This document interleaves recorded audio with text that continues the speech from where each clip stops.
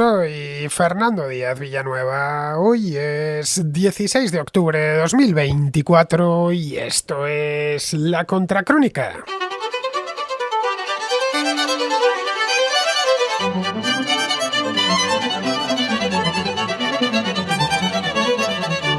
Hoy se cumplen 11 meses de la investidura de Pedro Sánchez tras las elecciones del 23 de julio de 2023. Aquella investidura se hizo esperar porque Alberto Núñez Feijóo, que había ganado las elecciones, decidió hacer valer su condición de vencedor ante la Cámara, pero no consiguió ser investido ya que le faltaban unos pocos escaños para la mayoría absoluta. Sánchez sí consiguió conformar una mayoría parlamentaria, muy justa eso sí, pero suficiente para ser investido de nuevo presidente del gobierno. Continuar en el cargo supuso de entrada un coste muy alto. Los 7 escaños que necesitaba para continuar en la Moncloa provenían de Junts per Catalunya, un partido independentista dirigido desde Bélgica por un prófugo de la justicia. A cambio de su investidura, Sánchez prometió una ley de amnistía que limpiase por completo los delitos cometidos durante el proceso y permitiesen a Carles Puigdemont regresar a España. Aquella ley, aprobada por las Cortes unos meses más tarde, ocasionó fuertes protestas y constituyó toda una prueba de fuego para el propio gobierno, que se había mostrado contrario hasta poco antes de conceder esa misma amnistía. No tenían intención de hacerlo hasta que no tuvieron más remedio, en una palabra. Pero la amnistía era solo el principio de una serie de polémicas cesiones a sus socios que han ido realizándose con los meses. La pléyade de partidos que le sostienen en el poder le ha sometido a un marcaje continuo y le ha impedido, entre otras cosas, aprobar los presupuestos generales del Estado, que se encuentran prorrogados sine die. Los problemas parlamentarios de Pedro Sánchez no son solo lo único que tiene, son solo una parte, de hecho, de esta legislatura en la que todo le está saliendo mal. En el mes de febrero, las elecciones gallegas, el PSOE sufrió el enésimo revés autonómico. Perdió 5 escaños, su porcentaje de votos se fue por debajo del 15%, al mismo tiempo que el Partido Popular de Alfonso Rueda revalidaba la mayoría absoluta por 5ª vez consecutiva. Poco después de aquello empezaron a aparecer varios casos de presunta corrupción que implicaban directamente al PSOE y a personas muy cercanas a Sánchez, como el exministro de Fomento José Luis Ábalos, su esposa Begoña Gómez o su hermano David Sánchez. Desde entonces todo ha sido un calvario para el presidente del gobierno. Las revelaciones sobre las actividades de Ábalos y su equipo han ido a más, obligando al Ejecutivo y a sus medios afines a hacer todo tipo de piruetas dialécticas, estableciendo un cortafuegos tras otro. Idéntica suerte ha corrido Begoña Gómez, imputada desde hace meses por un juzgado de Madrid por tráfico de influencias y corrupción en los negocios. A finales de abril, Sánchez decidió escribir una carta a la ciudadanía y tomarse 5 días de reflexión, al término de los cuales regresó con bríos renovados quejándose de que estaba siendo objeto de una cacería por parte de la ultraderecha mediática y judicial. Pero el temporal no cesa. Paralizado en el Parlamento, con un descontento creciente entre la opinión pública y acorralado por los casos de corrupción, va quedándose sin opciones que no pasen por disolver las cámaras y convocar elecciones. Pero eso es poco probable que lo haga, ya que seguramente pasaría la oposición, donde no dispondría de toda la estructura del Estado para defenderse. Hoy en La Contracrónica vamos a hablar de esto mismo, de la ratonera en la que está metido Pedro Sánchez, de la mano de Begoña Villacís, que en su otra vida se dedicó a la política y que conoce bien el paño.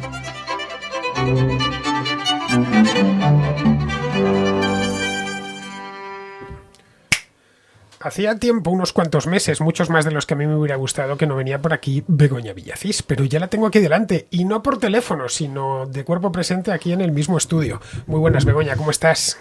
Hola, ¿qué tal? ¿Cuánto tiempo, Fernando? Sí, te he citado además para que hablemos de Pedro Sánchez, de sus 11 años, iba a decir, esperemos que no gobierne 11 años, pero sí de sus 11 meses, hace justo hoy 11 meses, y fue el 16 de noviembre del año pasado, que se asemejan a 11 años de desgaste político, porque yo hacía tiempo, nunca he visto un gobierno tan desgastado como este, y razones tiene para estarlo. Yo no estoy muy de acuerdo con esto último que he escuchado, porque creo que nos olvidamos muy rápido y se nos olvida la última etapa de Zapatero, que creo que fue... Pero no llegó a esto tanto. Sonsoles no estaba imputada, lo sé, ni su hermano. Sí, pero fíjate, lo que sí que teníamos era una crisis económica gravísima, con un porcentaje de desempleo que España no había visto en muchísimos años, viniendo precisamente de tiempos de mucha riqueza y mucha prosperidad. Y yo recuerdo en aquellos tiempos cómo Zapatero fue realmente un líder muy denostado. Es verdad que no había tantos casos de corrupción no se echaban, no tenían cercado al gobierno como está cercado ahora mismo, Pero la gente estaba en la calle, la gente estaba desempleada y eso promovió el 15M. Sí. Había más descontento. Más descontento social porque había desempleo, cosa que ahora mismo los tiempos no sucede. En los que Intereconomía era una cadena muy escuchada y digamos que todo a la derecha tenía absolutamente cercado a Zapatero, y creo que en aquel momento fue probablemente el presidente más denostado. O sea, Aznar tuvo un momento que fue el último, que tuvo que ver con la guerra y cómo fue aquello utilizado, pero los tiempos de Zapatero fueron horribles. Y yo creo que aún así Sánchez está mucho más asegurado de lo que estuvo Zapatero en aquel entonces, muchísimo más. Yo creo que nos estamos, o mucha gente, en mi opinión, basándome quizás en que estaba al otro lado y lo he vivido todo desde dentro, creo que la gente se equivoca en el tiro, sobre todo la gente que le pone fecha de caducidad a Sánchez, los que piensan que esto no lo va a aguantar, los que piensan que esto le va a pasar factura. Creo que se equivocan y mucho, porque yo te diría que lo que tiene Sánchez es una mala salud de hierro. Y nada de esto le va a penalizar. Son los aliados adecuados, ¿no? Claro, es que al otro lado que hay, o sea, ¿quién va a ofrecer mejor perspectiva a Junts que el Partido Socialista? ¿Quién va a ofrecer otra salida a Sumar que si no es el Partido Socialista? ¿Quién va a dar una alternativa a Bildu? Es que no tienen otro partido con el que pactar. Es como si le dices a Vox que si el PP se porta mal, que si van a aliarse con Sánchez, no lo van a hacer. Así que digamos que Sánchez lo tiene todo muy garantizado. Sánchez es el caballo de Troya, de alguna manera, de todo este tipo de grupos que parasitan a este cuerpo. Entonces necesitan el cuerpo vivo. Nos lo contaba la semana pasada que estuvimos en Santiago, como bien saben los contraescuchas de allí, nos lo contaba Miguel Anxo Bastos en un vídeo que le grabé y le pregunté así directamente: ¿crees que el gobierno de Sánchez puede caer en los próximos meses, incluso semanas? Y me dijo que era improbable, porque no había ninguna mayoría clara que pudiese sacarle de ahí. No es que sea improbable, es que es imposible. Hoy por hoy es imposible, yo creo. Es que no va a ocurrir. Y es que antes de las elecciones, ¿te acuerdas que tuvimos una entrevista un día que estábamos en Galicia en un homenaje escotado? Hace un año, sí, más o menos. Hace un año, que yo te decía, o el PNV se gira, o se crea un partido de centro, o no va a haber manera de desalojar a Sánchez. Esa es la realidad. La realidad es que todos estos partidos que se nutren de Sánchez le necesitan vivo. Porque si no, ¿quién va a ceder todas las pretensiones de los nacionalismos, de los independentismos? ¿Quién va a negociar lo que acaba de negociar el gobierno ahora mismo, ¿no? Con las cuentas fiscales? No, ¿Quién va a negociar las penas con Bildu, por ejemplo, el cómputo de las penas? ¿Quién va a negociar eso? No va a haber nadie que lo negocie, con lo cual a Sánchez le necesitan vivo. Bien, vamos a hacer un pequeño repaso del último año, al menos los últimos 11 meses, el 16 de noviembre, como decías, cuando se produjo la investidura. Una investidura que vino seguida de una investidura fallida por parte de Núñez Feijóo, que se presentó a pesar de todo, a pesar de que no tenía los votos suficientes, le faltaban pocos, no sé si se quedó en 170 o 171, para los que no lo sepan, la mayoría absoluta en el Congreso de los Diputados son 176, y esos 176 sí los alcanzaba Pedro Sánchez, pero solo con los votos de Junts per Catalunya, que tiene un total de 7 escaños en las Cortes. Bien, eso le permitía ser de nuevo presidente del gobierno, pero a un coste alto, porque lo primero que le pidieron los de Junts per Catalunya era una ley que el propio gobierno había negado previamente, que era la de amnistía, y que ocasionó un zipizape de mucho cuidado. Recuérdalo, el año pasado. Lo recuerdo perfectamente, sobre todo porque yo cuando ejercía la política era un momento en el que escuchábamos que nunca se iban a producir los indultos que a Puigdemont le iban a traer precisamente desde Bruselas para juzgarle aquí. Y por supuesto, la amnistía es algo a lo que se habían opuesto abierta y expresamente tanto Sánchez como Carmen Calvo, todos los ministros socialistas, y fue lo que hicieron. Yo siempre digo, mi teoría con Pedro Sánchez es que juega a subir el umbral del dolor de los españoles, ¿no? Entonces, nada más empezar a gobernar, él había negado que fuese a negociar con Podemos, negoció con Podemos. Lo siguiente es que era republicana. Luego cogió a Dolores Delgado de ministra de Justicia y la pasa a fiscal general. Luego dijo que no iba a pactar con Bildu y pactaron los presupuestos en Navarra. Vas acumulando y lo último, pues, la ley de amnistía, pero es que ya ni duele porque es algo que, digamos que nos ha curado la capacidad de sorprendernos, ¿no? Y la gente en la calle no, o sea, sí, le parece mal lo que hace, pero yo es una cosa que como que se da por hecho que Sánchez hace eso, o que se da por hecho que tiene licencia para mentir si ganan los tuyos en lugar de los otros. Entonces, como estamos en un momento en el que la polarización está por encima de todo lo demás, o sea que Yo esto lo sostengo y he sido muy criticada por ello, pero yo estoy convencida de que el 90% de los españoles quiere que haya corrupción. Pero Eso si me tú eres... parece que lo vas a tener que desarrollar porque Sí, lo matizo, o es que es un sea, porcentaje muy alto. sí, yo creo que quieren abrir un periódico y encontrarse un caso de corrupción en el otro bloque. O sea, si tú eres de derechas, te encanta abrir un periódico y encontrarte con un caso de corrupción del PSOE, porque así se lo puedes tirar. Y si tú eres de izquierdas, te encanta abrir el periódico y encontrarte un caso de corrupción en el Partido Popular. Bueno, eso lo ¿Te tendríamos hoy indigna? mismo. Hoy, por ejemplo, Hoy, se ha condenado a Zaplana y eso andaban es. los medios de izquierda Y dándolo con toda la claro, trompetería y veías en los medios del otro lado insistiendo en el tema de Ábalos. La claro. diferencia es que Entonces, ¿tú crees que la pero el caso gente... de Zaplana se cierra No y sé, el de lo Ábalos se sé. está abriendo. Y además es muy antiguo. Pero además, ¿tú crees que los medios de izquierdas o los periodistas, porque yo creo que tenemos un problema también con el periodismo en este país, no te incluyo porque eres un periodista libre y eso hay que decirlo, también porque no dependes de nadie en este caso y es lo que garantiza tu libertad, que tenemos un problema con los medios y es que en muchos casos muchos periodistas se han convertido en los brazos tontos o listos de los partidos políticos. Creo que se denosta mucho a la política y a los políticos y a mí me parece mucho más respetable alguien que se presenta con el carné de soy del PSOE que alguien que se camufla en el oficio de periodista para hacer exactamente lo mismo, salvo que peor. Entonces, Fernando, honestamente, ¿tú crees que toda la gente ahora mismo que promueve el voto a la izquierda se han entristecido del caso de Zaplana o se han alegrado? Seamos francos. Yo creo que se han Se han alegrado. alegrado, con De lo hecho, cual... lo han recibido como un jarro de agua fría en mitad del Claro. desierto, diciendo, por fin, tenemos Con- algo después de tantos días de castigo. Luego, ¿estás de acuerdo conmigo? O sea, la mayor parte de la gente, en este caso, quiere que haya corrupción siempre que lo puedan echar En al la otro cara del lado. otro, sí. Vivimos en tiempos de y más elevado al cubo. Con No lo hay cual, más que ver que si dices algo, por ejemplo, de Ábalos o de Begoña Gómez, te dicen, sí, pero Ayuso. Te vienen los, claro, te o vienen los del sea, otro dime tú que lado. tiene que ver una cosa con la otra. Lo de Begoña Gómez no tenía nada que ver con el novio de Ayuso, que no es cosa juzgada, también voy a decir, porque yo lo que sí que puedo decir es que tengo muchas referencias de este juez como un hombre justo.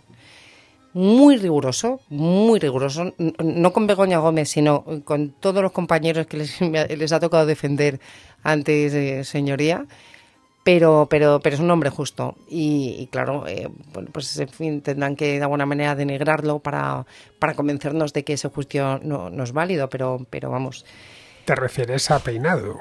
o sea, el juez Peinado. Tengo muy buenas referencias de él, bueno, ya sabes que he ejercido mucho tiempo y tengo muchos colegas en la profesión y la percepción que hay de este hombre es bastante profesional y bastante justo. Sí. Lo que sí tenemos como particularidad en este sanchismo manierista o sanchismo barroco, ya estamos en la fase final, espero, del sanchismo, es un ataque, es comprar el paquete completo de lo que era el relato podemita. Tú te acordarás, ¿no? Claro, por eso ya no Todo existe que, Podemos. todo el que nos lleve la contraria es que está instalado en la ultraderecha, está instalado en el fascismo, y da igual que sea un periodista, que sea otro político, que sea un tipo manifestándose en la calle o que sea un juez.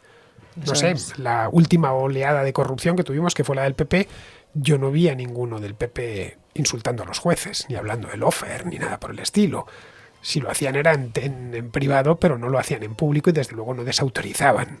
No habían pasado ese Rubicón. Se me ocurre algún caso, pero no se puede hacer equidistancia porque no era para nada de la misma gravedad. Pero volvemos a lo mismo. O sea, aquí tú sacas el comodín tonto, que la pena es que la gente lo compre. El comodín tonto de derechas, y esto vuelve a demostrar que la polarización sirve. Es a día de hoy muy rentable y está por encima de todas las cosas. O sea, insisto, ya no se está buscando que realmente haya transparencia, ya no se está buscando limpiar la corrupción, sino que se está buscando detectarla en los otros. Y este es un debate básicamente entre unos y otros, que por cierto no es nada rentable para el país realmente. O sea, es entretenido de ver y yo defiendo que la política hace mucho tiempo que ha dejado de ser política para formar parte de la industria del entretenimiento. Y Fernando, si tú coges a alguien por la calle y le preguntas, ¿a ti qué político o política te gusta? Y te das su nombre y le preguntas por qué te gusta, pues te dirá que es porque da caña. Bueno, porque da caña porque es de los míos, directamente. O porque es de los tíos, pero sobre todo porque da caña, o porque es muy chulo, o porque no sé, te da argumentos que nada tienen que ver con gobernar un país. De cualquier manera, al margen de los que siguen la política, al día de la gente, podríamos denominarla politizada, que lee el periódico, que está, ya sabes, en las redes sociales, hay una España que pasa de política y que le llega muy poquito y le llega muy filtrado ya. Y esa gente yo creo que sí se indigna cuando hay casos de corrupción. A fin de cuentas pagamos muchos impuestos como para que se lo lleven unos desconsiderados. Ahora que ha salido, por ejemplo, toda esta historia de Koldo, Ábalos y demás, la historia de Jessica, por ejemplo, que de puro cutre que es, indigna. Entonces, en esto se está yendo el dinero. Pues yo te diré que probablemente la historia de Jessica es de las que más... Bueno, de las que menos se entiende, fíjate, porque se ve tan españita, eso, o sea, se ve tan como de poca monta, tan cutre, tan sórdido, tan a la vez tan simpático este Ábalos haciendo este tipo de cosas. Creo que hay gente que realmente sintoniza y simpatiza con este tipo de cosas y que le indignan las grandes fortunas. Pero aún así, Fernando, yo estaría dispuesta a decirte que incluso esa gente menos informada, esa gente es de derechas o de izquierdas. Y a lo mejor no escuchan la SER o Herrera porque se ponen los 40 principales, por decirlo de alguna manera. Pero les va a indignar mucho más si la corrupción es de los otros que de los suyos. Y van a ser mucho más indulgentes con la corrupción de su bloque que de los otros. Es decir, la polarización está a día de hoy por encima de todo.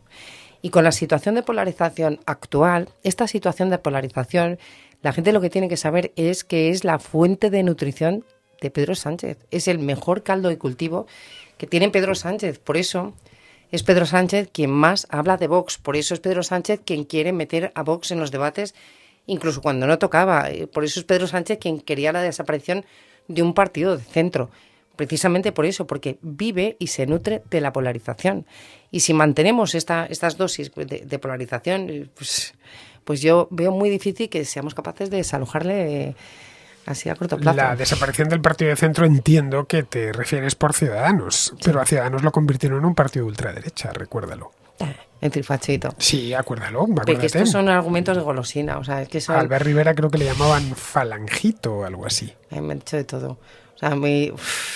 Que era la ultraderecha naranja, la ultraderecha azul, la ultraderecha verde, sí, en fin, que les da igual. A fin de cuentas, para ellos el centro no existe. O eres bueno, es decir, de los suyos, o eres ultraderecha.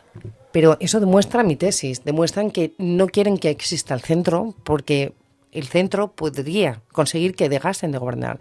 Es decir, hay mucha gente que no vota a la derecha porque efectivamente Vox le genera mucho recelo. Yo sé que la gente de derecha esto no lo sabe ver, pero... si hay alguien que tiene interés, que nos esté escuchando, por ejemplo, y que tiene verdadero interés en que desaparezca Pedro Sánchez, tendrían que pensar no en que le vote la gente que siempre ha votado al PP, porque esos ya los tienen, no en que les vote la gente que vota Vox, porque el voto de Vox es cautivo. Vox siempre va a pactar con el PP, porque no puede pactar con Pedro Sánchez. Bueno, han deshecho una serie de pactos que hicieron.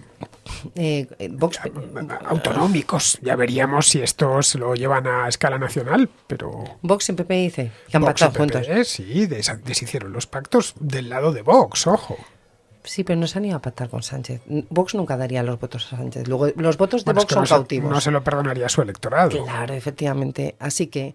O sea, yo si fuese de derecha, o sea, como sean ellos, me pensaría que está pensando la gente como yo. O sea, gente que no vamos a votar sí o sí a otra alternativa. Yo, evidentemente, ya he dicho por ahí más o menos que voy a votar, pero tendría que pensarse qué piensa la gente. ¿Te vas a votar? Sí, ¿no te has quitado el veneno completamente? No. Esto lo hablaba yo con una amiga mía que se dedicaba a la política. Y yo le decía, yo he salido de la política, pero la política no ha salido de mí. Yo he seguido la política desde que soy pequeña, siempre me ha gustado mucho. Y además yo creo que ahora mismo, en este momento que estamos viviendo, es un deber moral de todos el estar informado, el leerse los periódicos, el saber qué está ocurriendo, el formar tu propio criterio, el no formar... O sea, yo por ejemplo lo que hago es yo no bebo solo de una fuente, yo trato de escuchar todas las fuentes. O sea, por la mañana escucho prácticamente todas las radios y leo todo el arco de los periódicos con mis reservas, porque yo también las tengo, pero yo quiero saber lo que piensa la otra España. Es que el problema es que en España quien escucha a Herrera nunca escucha a la SER, y quien escucha a la SER nunca escucha a Herrera, por decirlo de alguna manera. Entonces no saben que se está cociendo, no saben. Entonces tenemos una sociedad pero eso cada vez más desentendida. Pasa en todos los países, ¿eh? Pasa en todos los países. Piensa que Internet hemos ido a buscar, o se ha ido a buscar el periódico más cercano, la emisora de radio más cercana, pero es que hoy la gente se puede construir, los aficionados a la política estoy hablando, cámaras de eco perfectamente selladas, que es Twitter. Y en el momento que en el momento que Facebook cambia el algoritmo para ofrecerte solo aquello que tú estás demandando, pues tu burbuja cada vez se está cerrando más y es cada vez menos permeable. Eso está ocurriendo y ocurre en todos los países, pero antes ocurría menos. Estamos de acuerdo que cuando tú no eras el que elegías el menú, digamos que había como más pluralidad y ahora cada vez uno, pues yo veo que se va agudizando más. Te regalé un libro, no sé si te lo has leído. No. Te digo la verdad, podría mentirte, pero no lo he leído. Lo tengo ahí, pero todavía no lo he tenido el momento y también me fui de viaje y no me lo llevé. Si me lo hubiera llevado a Inglaterra hubiera caído, porque allí me pegué buenas aburridas y buenas lecturas. Pues yo te recomiendo que lo leas, porque analiza muy bien este fenómeno de polarización que tiene que ver con el hecho de que tú cada vez consumes más aquello que confirma tus prejuicios y antes ocurría, pero ahora cada vez ocurre más. Y la tecnología facilita eso. Mira, una cosa Te voy a hacer una pregunta. En casa de tus padres entran periódicos, ¿no? Sí, claro. En casa de los míos también. El País primero y luego El Mundo. Correcto. En casa de mis padres también. Luego estaban esos... Pero ¿en cuántas casas crees hoy en día? Bueno, ahora mismo ya no entran periódicos. O sea, yo empecé con Gente Menuda y con El Pequeño País, cuando era muy pequeña, ¿no? Mis padres tenían los dos, ABC, el país y luego En Todo el Mundo. Pero ahora en las casas, la gente o es del País o es de ABC o del Mundo. Bueno, yo creo que ni del País, ni del Mundo, ni del ABC. Hoy la gente es de su cuenta en la red social, la que sea, que su TikTok, su X, o su Facebook, y rodearse de gente que le está diciendo todo el día, satisfaciendo su sesgo de confirmación. Eso yo me canso de decirlo desde aquí, que hay que desafiarlo, que lo fácil es decir, veis cómo tenía razón, veis cómo todo el mundo piensa como yo. Porque además y a quien es capaz de darte lo que tú quieres, es capaz de perdonarle todo. O sea, lo hemos visto con el fenómeno Alvise en un momento dado que si vas a confirmar tus prejuicios, eso para ti va a ser muy rentable electoralmente. Es lo más rentable. Te dan puntos. Yo que he estado al otro lado, te lo digo, Fernando. O sea, yo que he estado preparando ruedas de prensa, viendo pues cómo se debate, cómo se prepara una. O sea, te dan puntos por insultar, te dan puntos por... es un metafórico, por favor, que nadie se... Pero es verdad, o sea, eso es lo que cotiza hoy en día en política. Y ya puedes hacer cosas maravillosas a nivel de gestión que eso no vende. Lo que vende es que tú te pegues con el contrario. Es que la política realmente es aburrida, Begoña, el día a día es muy aburrido. Dicen, no, me gusta la política. No, te gusta la acción política, que es distinto. Sí. La política, el día a día, es pura administración. Mira, hay una cosa que me he dado cuenta estos últimos días. Bueno, depende, yo me lo he pasado muy bien. Y te digo que habiendo salido de la política... Lo tuyo ya era vicio, pero si no, en circunstancias normales a nadie le puede gustar, qué sé yo, una junta de portavoces con expedientes encima de la mesa y cosas así. Vamos, tienes que ser un auténtico aficionado a ese tema. Si bueno, no... yo era un poco friki, te lo reconozco, pero yo ahora mismo que he salido de la política... Me da tanta pereza, me parece tan predecible. Yo, es que antes de que hable un portavoz, es que sé exactamente lo que va a decir. Y peor aún, porque esos son los políticos. Pero es que antes que hable según qué periodistas, es que sé lo que van a decir también. Entonces se ha convertido en algo tan predecible y tan ridículo que me da hasta vergüenza propia. O sea, porque yo he formado parte de esto. Y por supuesto, parece máxima. Ahora ya sí que no me apetece volver ni de broma. O sea...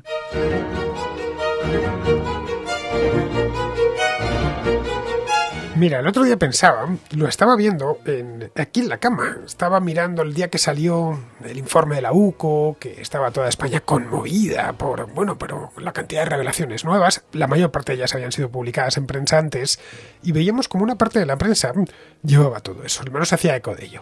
Y otra parte de la prensa, la de izquierdas, la más cercana a la Moncloa, estaba con otros temas, estaba que si las residencias de Ayuso, que... unas historias, digo, hay dos Españas. Sí. Estaba viendo en el ordenador distintas pestañas. Hay dos agendas informativas que no se miran a la cara. En nada. Esto yo nunca lo había visto. A eso me refiero. Por eso te digo que ahora mismo los bloques están por encima de todo. O sea, los bloques están por encima de las reformas. Y los bloques están por encima de la corrupción. Los bloques están por encima de la transparencia. Los bloques... O sea, ahora mismo tenemos el caldo de cultivo para otro 15M.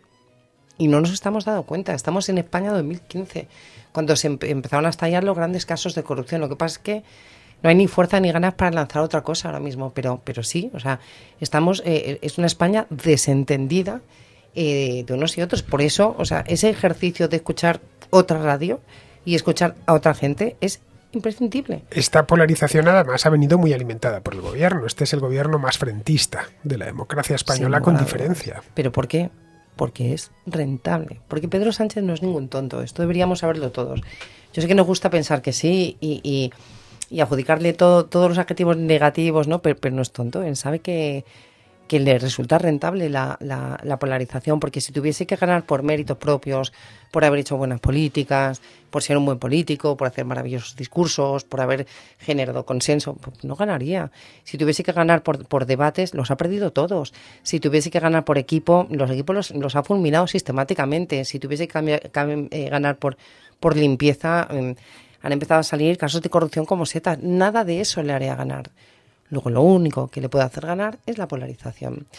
Y la derecha española no es consciente de que le está haciendo un gran servicio, concretamente Vox, cuando genera esos casos polémicos, peleándose con el PP y demostrándose pues más extremos todavía, porque es que validan las tesis de Sánchez. O sea que tú eres de la opinión que comparte mucha gente, de que Vox es casi una necesidad existencial para Sánchez. No que creo, si no lo tuviera lo inventaría. Claro, hay que matizarlo. Yo no creo que los políticos de Vox quieran ser necesarios a Sánchez, porque son totalmente contrarios a Sánchez. Pero que son necesarios para que Sánchez exista, sí, Sánchez necesita a Vox. A ver, la primera vez que el primer debate que se produjo en el que Vox estuvo, lo reclamó Sánchez. No tenían razón de estar ahí, no tenían representación parlamentaria. Luego, ¿por qué Sánchez quería que Vox estuviese? Precisamente porque le es rentable electoralmente. Y si no existiese Vox ahora mismo, probablemente la derecha tendría muchas más probabilidades de ganar, sin lugar a dudas. Bueno, y si sumamos los escaños, los votos, si las del 23 de julio, las últimas elecciones que perdió la izquierda, sí. Las últimas elecciones que perdió la izquierda, había un partido de centro y no había un partido a la derecha del PP. Fueron las de 2011. Fueron las del 2011. Nosotros pactamos con Rajoy. Desde que ha desaparecido el partido de centro y ha resistido el partido a la derecha del PP, no se han vuelto a ganar ninguna elecciones. Se han ganado a nivel municipal o autonómico. Pero estamos hablando a nivel nacional, que es donde opera la ley electoral. Estamos hablando donde esa ley electoral hace que los partidos nacionalistas tengan una sobrerepresentación. Ley electoral, por cierto, que no han querido cambiar ni el PP ni el PSOE, porque les resulta muy rentable. Todo el mundo sabe que precisamente tienen sobrerepresentación en determinadas provincias por esa ley electoral. No han querido cambiarla y esa ley electoral pues está significando pues esa sobrerepresentación de los partidos nacionalistas. Nosotros teníamos, cuando tuvimos 10 escaños, prácticamente el doble de votos que Esquerra Republicana y ellos tenían más escaños. Es ridículo, es que así no es posible. Si eso no cambia, si no cambia la ley electoral, o si no surge un partido de centro, o si el PNV, que es el único partido que realmente podría reaccionar. O sea, Junts les podría dar un susto, porque Junts es un partido bastante impredecible y muy volátil. Es como una sustancia volátil, les puede dar un susto. Bueno, Junts es una persona concreta que vive en Waterloo y sus necesidades puntuales. Claro. Hoy por hoy es eso. Claro, efectivamente, pero también su electorado no les admitiría una negociación con el Partido Popular, porque bueno, por todo lo que ocurrió en el año 2017.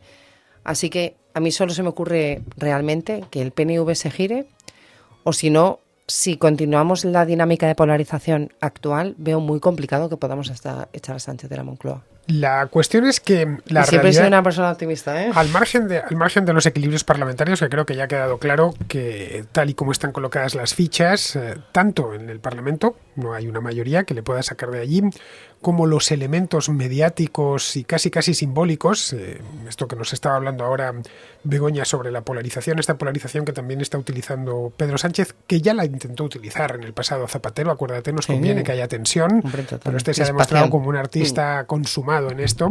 Y la ley de memoria histórica. Aparte de eso, de estas cesiones que son más o menos polémicas, a mí me ha sorprendido, por ejemplo, la capacidad que hemos tenido para digerir lo de la amnistía.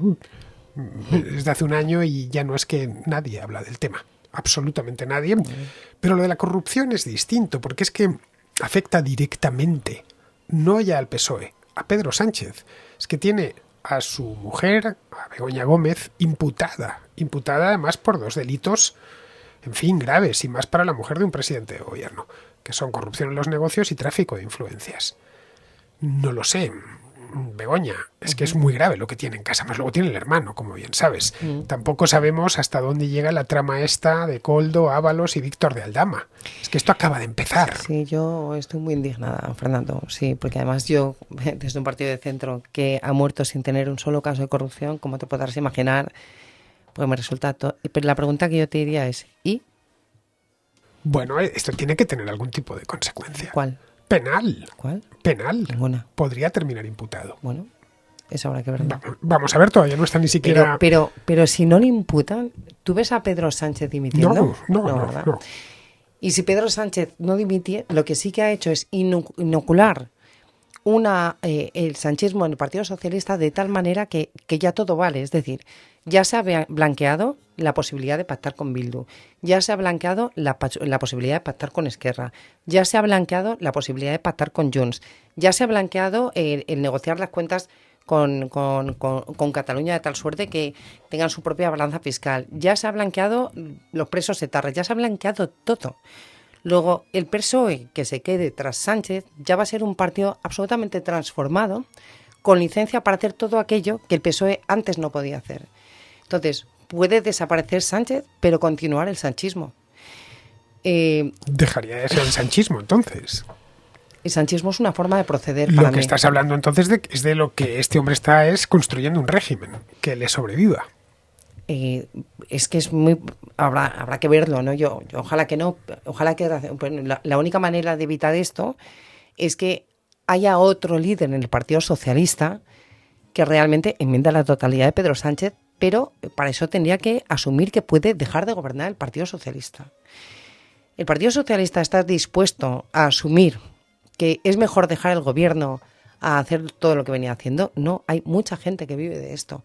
O sea, no le ve haciéndolo. Y, sobre todo, los socios, los que están parasitando el cuerpo del Partido Socialista, los que necesitan un cuerpo caliente al que se le mueva la sangre, de la que nutrirse, que son los nacionalistas, que es Bildu, que son todos estos partidos que solo el Partido Socialista solo del Partido Socialista obtendrían todo lo que están obteniendo, pues necesitan el Partido Socialista vivo. Entonces, yo no soy optimista. Claro, todo el mundo, todos los días, Fernando, parece que esto ha llegado a su fin, ¿no? Que ya no da más. O sea, que ya el escándalo no puede ser mayor. Pero es que mañana el escándalo va a ser mayor. Yo ya se lo digo a todo el mundo que nos vaya a escuchar. Después de los indultos, después de lo de Dolores, no, para mí, debo reconocer que para mí el punto de inflexión no fue el pacto con Esquerra, no fue el pacto con Podemos, ni siquiera que nos mintiese en campaña abiertamente. Para mí hubo un punto de inflexión que fue Bildu, porque Bildu no es un partido como el resto de los partidos. A mí cuando se le quiere comparar con Vox, Vox no ha matado. Bildu es un partido que justifica y que tiene en sus filas a terroristas, a gente que sí ha matado. Eso es otra cosa. Y pactaron con Bildu. En ese momento, en el momento que hacen eso, yo ya sabía todo lo que podía llegar a venir detrás. Es que todo vale. Así que después de eso para mí no había un escándalo mayor, pero lo ha habido. Y luego Dolores Delgado, y luego los indultos, y luego iba a decir la amnistía, pero iba a decir la amnesia, que es un poco, o sea, que al final te acabas inmunizando. Estamos inmunizados, ya hemos desarrollado una serie de anticuerpos que nos permiten pues asumir pues bien y tolerar todo lo que está ocurriendo y seguir con tu vida, comprarte un pastel en la tienda que tienes aquí al lado y vivir tranquilamente. Bien, vayamos al 25 de abril de este año. La famosa carta, la carta a los ciudadanos, la carta a los efesios que nos hizo con esos 5 días de asueto que se tomó y su vuelta cuando dijo que el culpable de lo que estaba pasando era la prensa canallesca de ultraderecha y los jueces. Un sector judicial que estaba engolfado en la extrema derecha. Bien, lo que estaba haciendo era declararle la guerra a una parte del Estado. Claro, pues, por supuesto. Esto nunca se había atrevido nadie a hacer una cosa así. Estoy completamente de acuerdo. Y esto tiene que tener consecuencias, evidentemente. En aquel entonces supuso un gran escándalo que ha sido superado ampliamente por el caso de su mujer, que ha sido ampliamente superado por el caso de Koldo y que será ampliamente superado por lo que vayamos a descubrir mañana. Pero estamos descubriendo que todo esto está pasando, pero en España no pasa nada. Realmente no pasa nada. O sea, yo no veo a la calle realmente, pues pequeños corrillos, la gente puede estar soliviantada, puede entender que esto ya llega a su fin, que se ha pasado, que ya se ha pasado, ¿no? Pero llevamos en esa sensación mucho tiempo y la realidad es que, insisto, no hay una mayoría alternativa. Pedro Sánchez se nutre de esto y es que pueden cometer las mayores tropelías, que es que Junts no va a votar al PP, Bildu no va a votar al PP, Esquerra Republicana no va a votar al PP, luego no suman.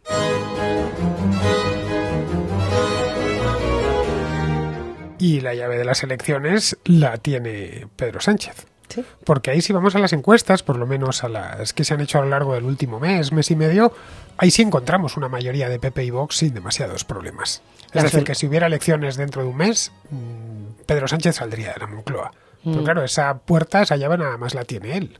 Y yo personalmente no creo que la vaya a abrir. Igual nos sorprende, ya sabes que este tipo cambia el juego, tiene una cintura increíble. No es la primera vez que sorprendería. Para mí solo hay un supuesto en el que, bueno, hay un par de supuestos. Depende de cómo folclóricos nos pongamos. Yo creo que no va a convocar anticipadamente, va a agotar su mandato y como dice un ex compañero mío, José Manuel Villegas, Sánchez morirá en la cama. Esto no que es en sentido figurado, entiéndase, por favor.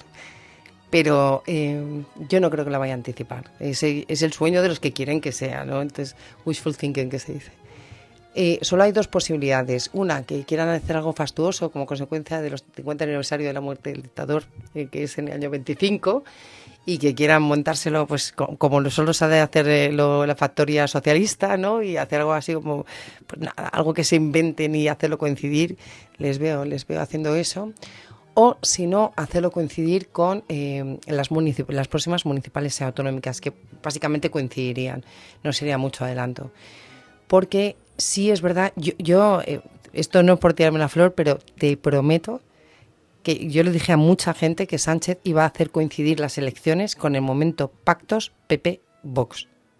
O sea, lo sabía y así ocurrió. ¿Por qué? Porque en el momento pactos, el partido que está más al centro, en este caso sería el PP, sufre mucho.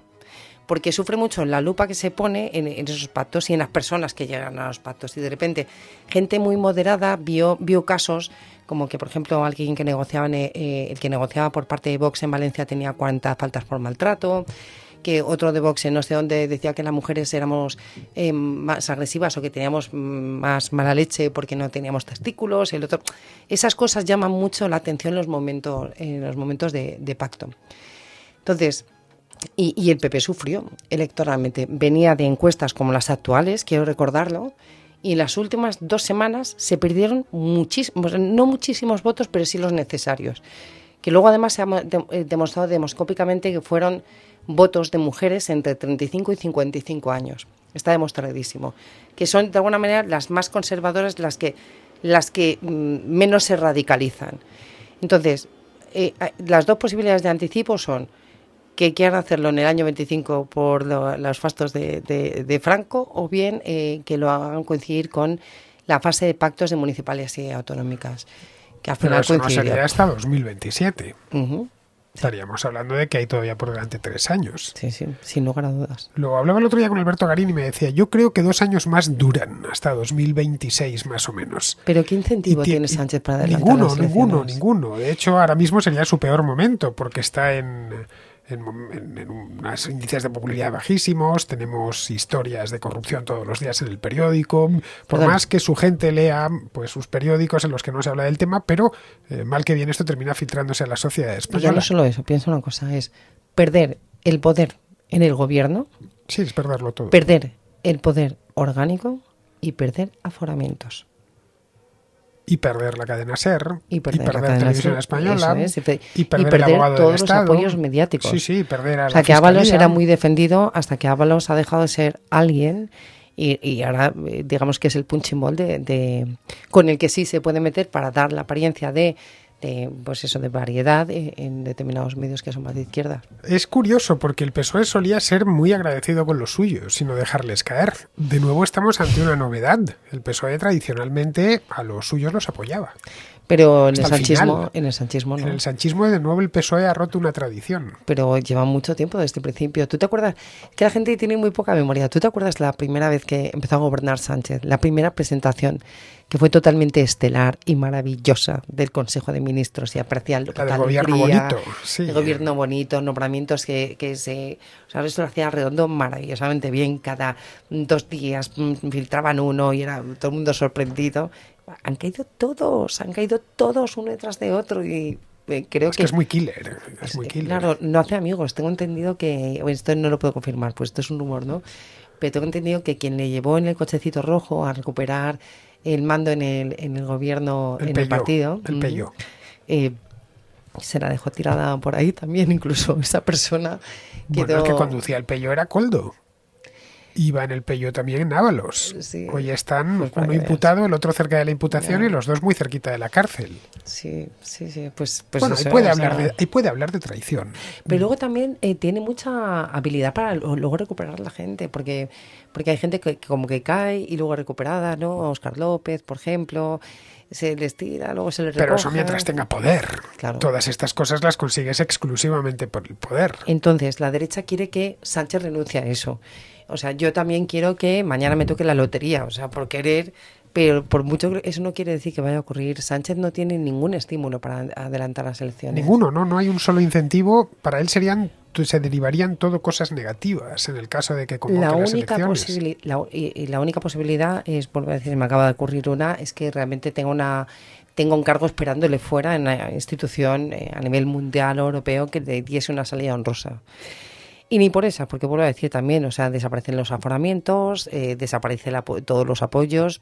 No sé, yo no lo veo. La gente que está muy convencida, no, es que esto ya no se puede aguantar más, no lo podrás aguantar más tú, pero el de al lado que vota a la izquierda lo puede aguantar todo el tiempo que le echen, y que tiene que tragarse más corrupción, se la va a tragar, y que se tiene que tragar más, yo qué sé, es que lo va a hacer con total normalidad, y más amnistías que pasen, y más presos acercándose o computando esa pena, pues se van a hacer, si es que no pasa nada ya. El listado no lleva ni un año, y el listado de demandas de sus socios ha sido gravoso.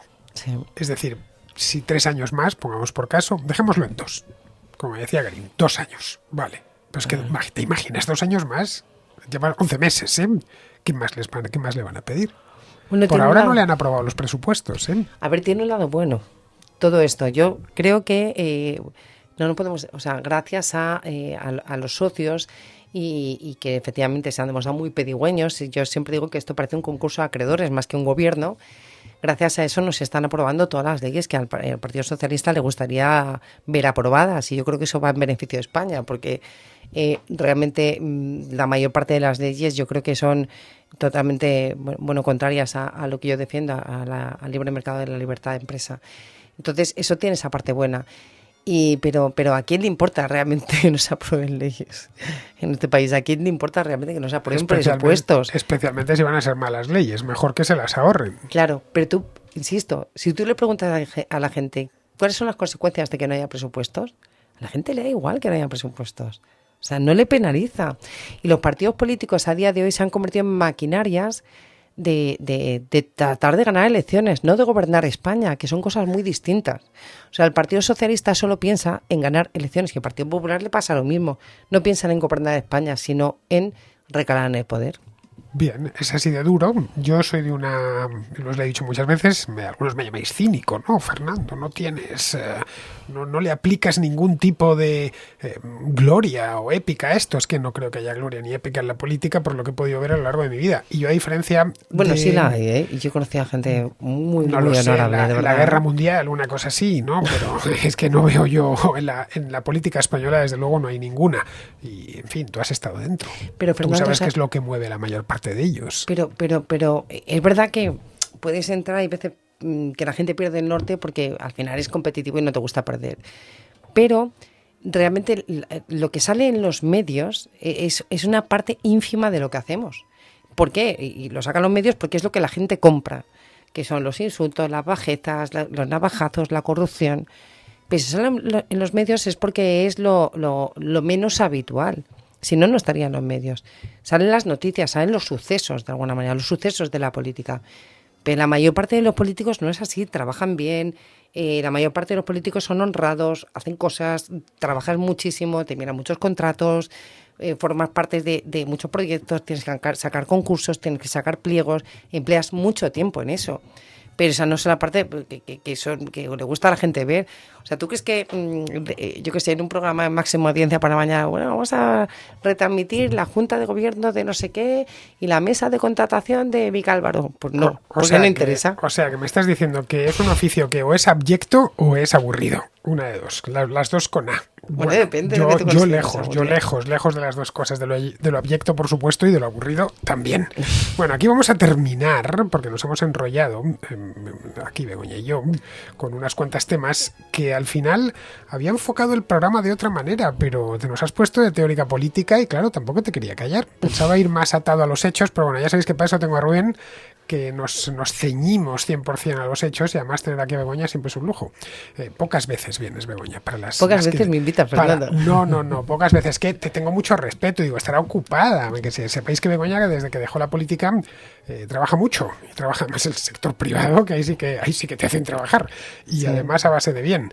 Bueno. Y vivo mejor, también te lo digo. No, es que eso no me cabe la menor duda. El poder volver a disfrutar de vida privada, etcétera, eso yo creo que no tiene precio. Bueno, vamos a ir con Pizarro, que nos va a hablar de las elecciones estadounidenses de este mes de octubre, que está siendo más aburrido de lo habitual, al menos en comparación con el octubre de 2020 o 2016, y ahora volvemos y nos despedimos todos de Begoña. Que es octubre cuando las zancadillas, jugarretas, sacadas de trapos sucios y propaganda con asuntos menores inflados y ventilados es el momento para que impacten a primeros de noviembre es de sentido común y una muestra de lo elevado, limpio y mirado que es el sistema democrático. Pretender ganar por un golpe de suerte real o fabricado es pura política. Un cordial saludo de Pizarro. Bien, pues Begoña Villacís, quería que te despidieses de la audiencia, que cada vez que has venido aquí ya sabes que están encantados de que te pases por la contracrónica. Pues sí, la verdad es que hago esto para Hay algún crítico que otro, pero son los menos. A ver, yo vengo aquí para quitarme la espinita, porque como te decía antes, yo salí de la política, pero la política no salió de mí. Y sobre todo es un gusto hacerlo con un periodista libre, que no abunda hoy en día. Eso te lo aseguro, y has visto cómo está esto montado, ¿no? No voy a decir en precario, pero de una manera muy hogareña. No es cierto, son los mejores equipos. Tengo aquí mis microfonitos, mi tal cual, la cama al lado, en fin, que es una cosa todo muy pequeño, la cocina al lado, el otro estudio, porque esto lo hago en un saloncito que tengo, es donde hago los programas a dos, pero vamos, que yo te puedo asegurar que no le debo nada a nadie. Eso lo sé positivamente, me consta. No me junto con políticos ni con gente que pueda presionarme. Además, en el caso de que intenten presionarme, me revuelvo, porque no tengo ninguna obligación. De hecho, Fernando no era amigo mío cuando me dedicaba a la política.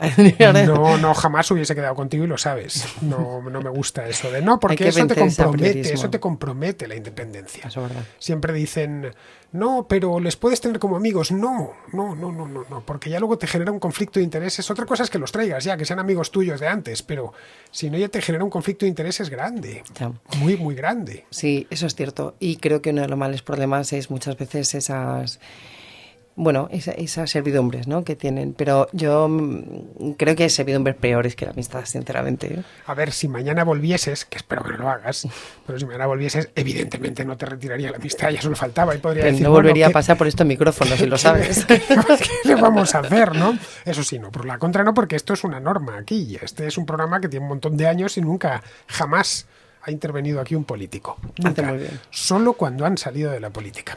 Bueno, pues nos despedimos ya, terminamos, que llevamos ya a lo tonto casi 50 minutos, prácticamente 50 minutos, y tengo más cosas que despachar con Begoña, que cuando ha venido nos hemos puesto a hablar, hemos interrumpido la conversación y queremos continuarla después de que no necesariamente tiene que ser de política, después del programa. Así que cuidaros mucho y ya sabéis, estamos a día 16, mañana 17, y estaré aquí de vuelta. Hasta mañana.